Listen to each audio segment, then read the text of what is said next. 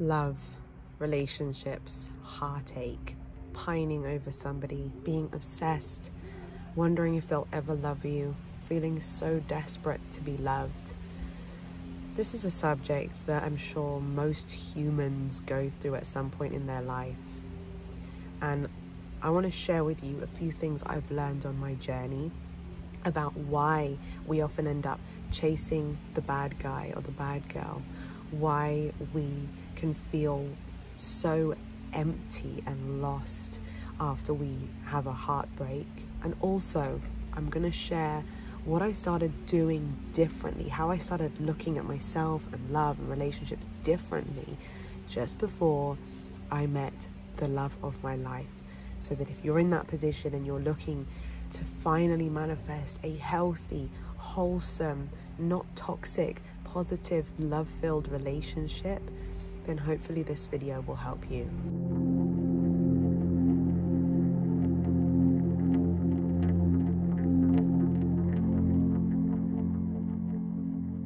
Many people who feel like they're constantly chasing love and never getting the love that they crave are in this pattern because at some point in their life they've felt rejected or belittled, bullied, unloved, uncared about in some way by someone, and they've drawn the wrong conclusion.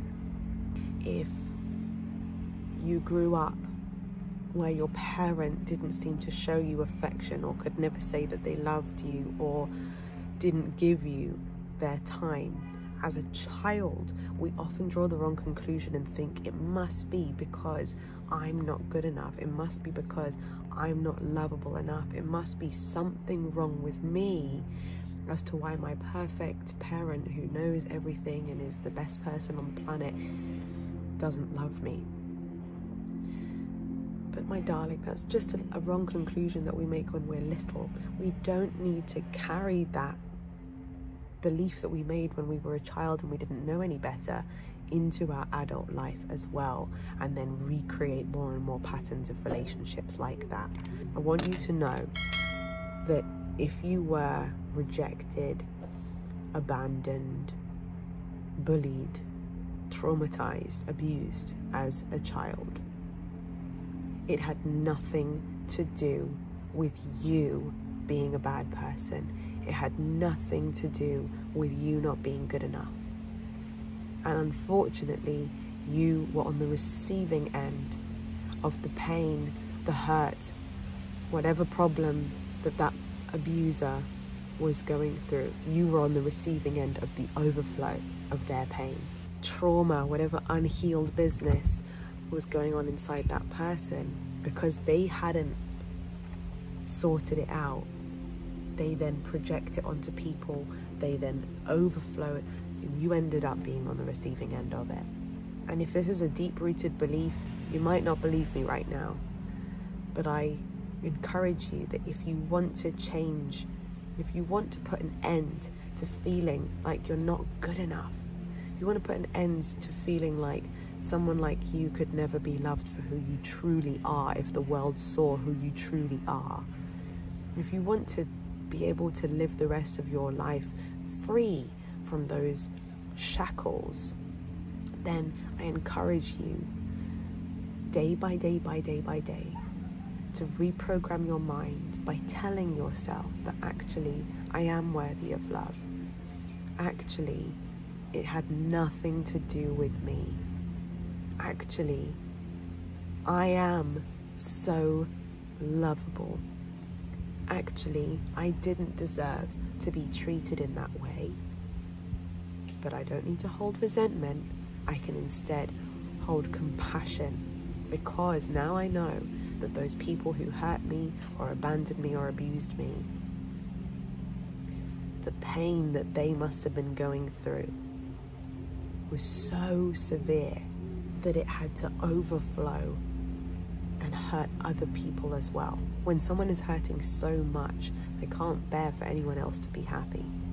When you can have that breakthrough and realize that there's nothing wrong with you, it's just that through no fault of your own, you came across some people who had to heal from their traumas, then if you want to take it to another spiritual level, if you can eventually find a way to accept that every person that's been in your life has been there to help you and your spirit to grow in some way, shape or form. It's like you've collected experiences through this game of life, and some experiences, I get it, you may wish that you had never experienced. But if you can shift the way you look at it and find some morsel of gratitude for who you've become today, or the lesson that you've learned that you wouldn't have learned had you not experienced that, then you take back control of your life. You're no longer the victim where bad things happen to you and you couldn't help it at all, and you can now start to rise above those things that once were crushing you. So often when we've been treated so badly in our youth or by a previous relationship, we can become addicted to those toxic people. It's a weird, illogical way that our brain works, where if there is some unresolved issue, if you feel like you still wish that your dad gave you more attention, you can then end up subconsciously being attracted to men who possess the same characteristics that your dad possessed, as an example, in order to fix that relationship, in order to resolve that unfinished, unfulfilled relationship that you had in your youth. Or if one of your first boyfriends was like that, you have a choice to either continue to go into relationships with the same kind of person to try and fix this unfixable thing, or with each relationship that you have in your life where there was something that you weren't happy with, something that you didn't like, you can be grateful for each one to help you get clearer and clearer and clearer on what you do want. Okay, I don't want that in future, I don't want that in future, I don't want that in future, and then you get clearer and clearer on what you want. So instead of making it all about, oh, there must be something wrong with me, that's why all these people were these ways, you can look at it in a different way. These people were these ways, and they all taught me a lesson of the kind of relationship that I do want, and what I will tolerate and what I won't tolerate. And now, thanks to all of these relationships, I'm clearer than ever on my boundaries, on what I do want and what I don't want. If you're addicted currently to toxic and negative relationships, you can't just go cold turkey. If you cut something out and don't replace it with a positive habit or a positive addiction, it can be so much harder, because you're left with a hole that addiction was once filling. So I encourage you to become addicted to loving yourself.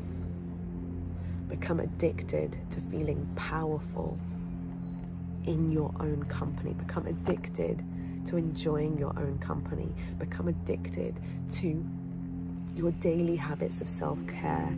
Become addicted to building a friendship with yourself. Become addicted to things that are going to contribute to your physical health, positive mental health.